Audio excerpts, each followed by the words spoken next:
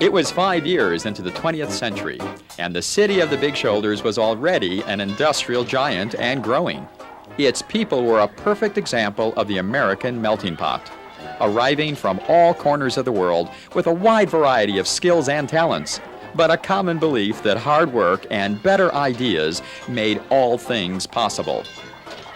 In 1871, they had designed and built the world's first metal frame skyscraper.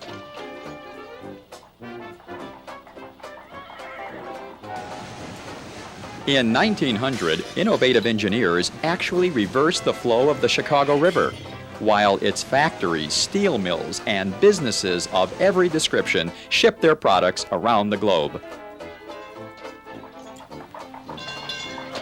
Against this bustling backdrop in 1905, Chicagoan Paul Harris had an idea that business and professional people could join together in fellowship and service to the community. What he didn't know was how quickly his idea, Rotary, would take root and spread throughout the world.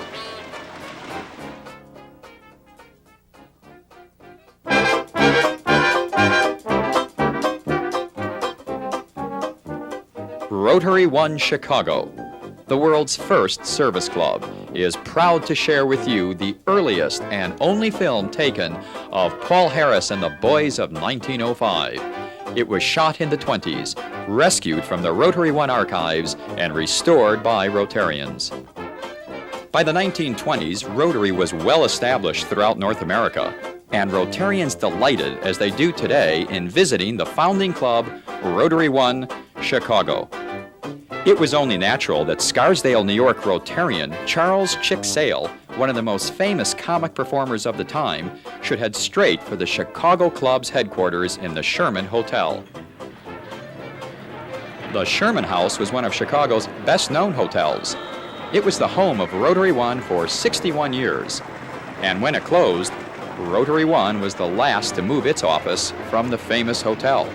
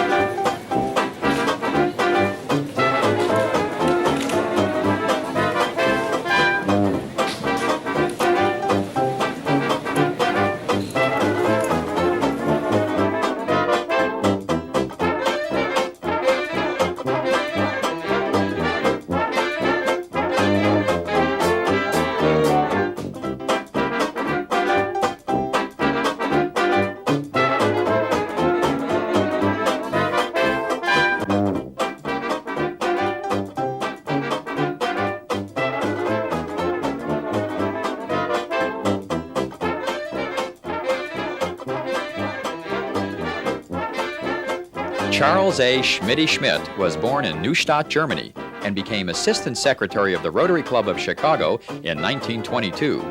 Schmidt served for the next 44 years, becoming a member in 1927 and secretary in 1947, a post he held until his retirement in 1966.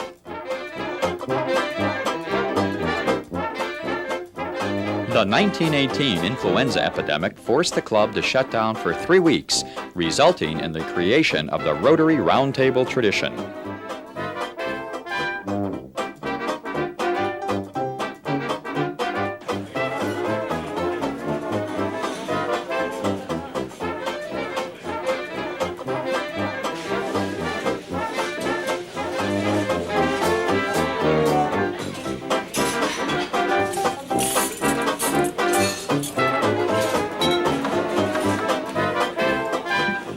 Past President Herb Angster was also the first district governor.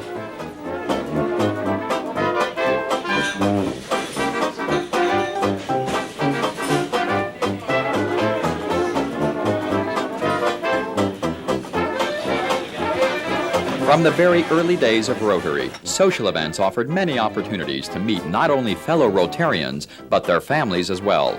Regular weekly luncheons featured prominent speakers and entertainers, including the world-renowned John Philip Sousa and his band of 200 Blue Jackets. Early Rotarians enjoyed dinner and theater parties, athletic outings like golf, bowling, or tennis, and Chicago's weather permitting, good old-fashioned picnics in the park. Through world wars and other history-changing events, the boys of 1905 always found ways to focus on the positive and the good in mankind. Every event, from the ending of a war to the changing of a season, was an opportunity to promote fellowship. Every idea was worth hearing, and many of them are working just fine to this very day.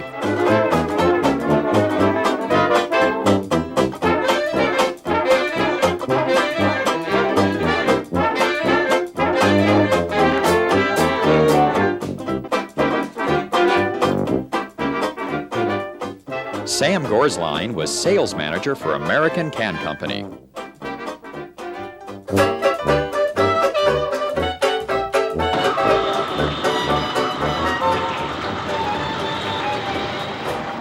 Paul Harris was an attorney, but his adventurous spirit saw him through many other experiences. After graduating from the University of Iowa Law School, he traveled for 5 years, working as a reporter, cowboy, teacher, orange picker, hay baler, marble salesman, actor, and worker on a cattle boat. In 1896, he began to practice law in Chicago, and 9 years later started Rotary.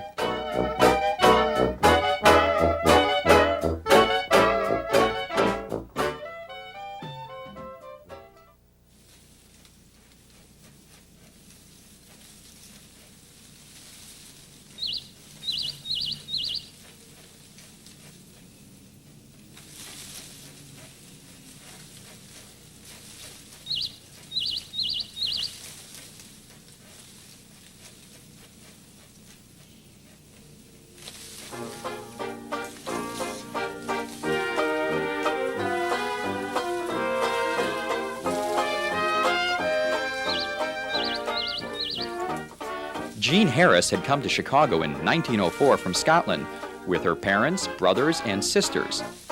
She and Paul met one Saturday afternoon while hiking and were married 3 months later. Paul and Jean Harris were justly proud of their home in the Beverly Hills district on Chicago's South Side. Their home on a wooded hill was christened Comely Bank, after the name of the street where she was raised in Edinburgh.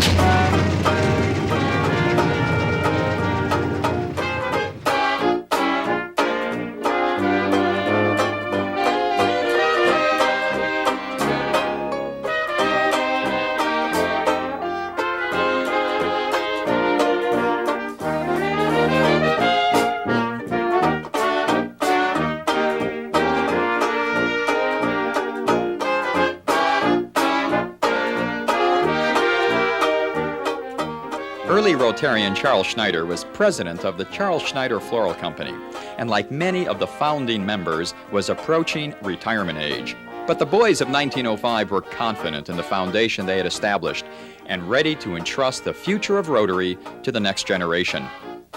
Rotarian Al White, a man with a wonderful sense of humor, never faltered, even after suffering the effects of a serious stroke. The pioneers of Rotary thought of themselves as ordinary men with an extraordinary spirit, infectious enthusiasm, and a duty to help those less fortunate than themselves.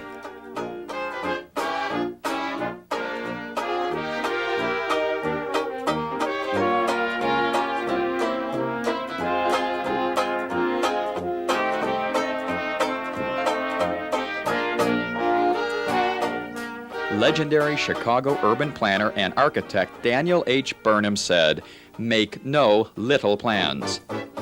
For founder Paul Harris, the concept of Rotary always extended as far as the ability of Rotarians to reach out to others.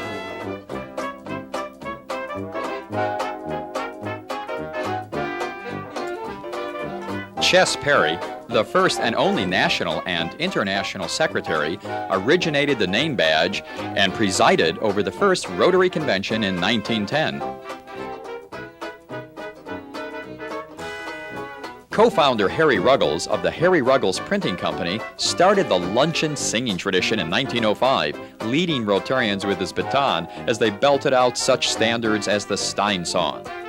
Sylvester Sheely, the first president of the Chicago Club, was a successful coal dealer and responsible for organizing many charitable programs. William Jensen, the first secretary of any Rotary Club, was in the real estate business.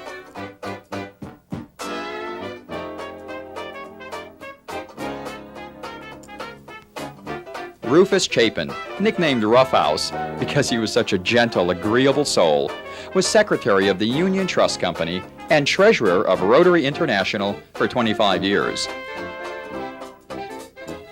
Another past president, Charles Newton, was the originator of the Rotary luncheon idea.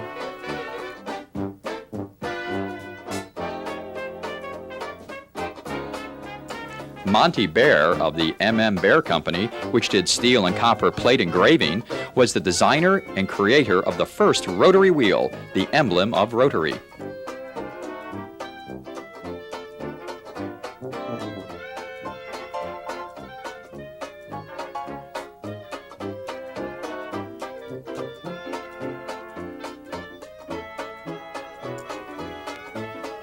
Al White was president of A.L. White Manufacturing Company, makers of cut glass and folding organs, and was the club's second president.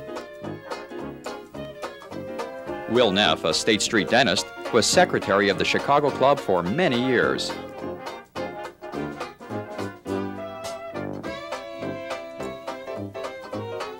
Clark Hawley, an eye, ear, nose, and throat doctor, was the Rotarian who started the club's charity service idea in 1907 with the purchase of a horse for a country doctor. John Sullivan owned a painting and decorating business.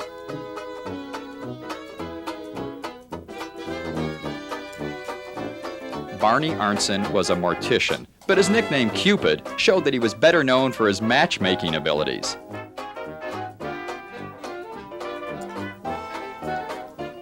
Bob Fletcher, an architect, devoted much of his free time supporting the growth of public libraries.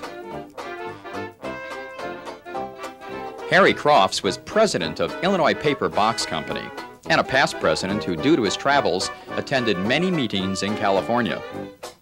Nicknamed the Boy Orator, Charlie Schneider always voiced his opinion when club issues arose. He was president of Schneider Floral Company and the unofficial recorder of the club. Affable Fred Tweed built his glass sign business from 2 employees to over 700 and was instrumental in founding the New York Club.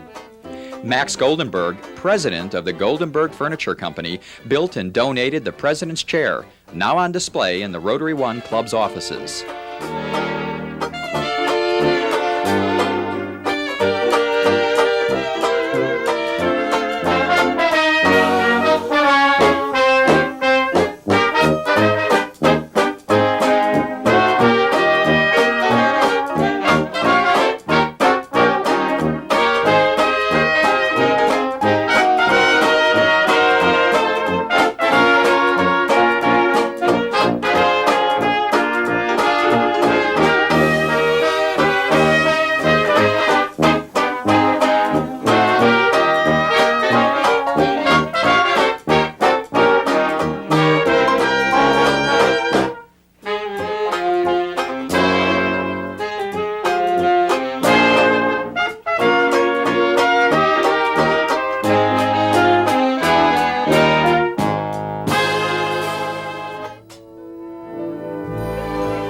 Today, Rotarians of every race and creed gather in over 150 countries around the world to carry on the fellowship and tradition of service established by the boys of 1905. The warm and generous spirit that reverberated across the banquet room of the Sherman Hotel so many years ago echoes today in the laughter and smiles of millions who benefit from the charitable programs of Rotarians in every corner of the globe. Rotary One Chicago, Paul Harris's founding club, remains today a vibrant example of the ideals established by the boys of 1905. Its Tuesday luncheons, just a few blocks from the original Sherman Hotel, feature prominent speakers and warmly welcome visiting Rotarians from clubs all around the world. The Gyrator has also come a long way, but is still written by Rotarians and still reports on the many charitable Rotary One events that carry on the work of the founding members.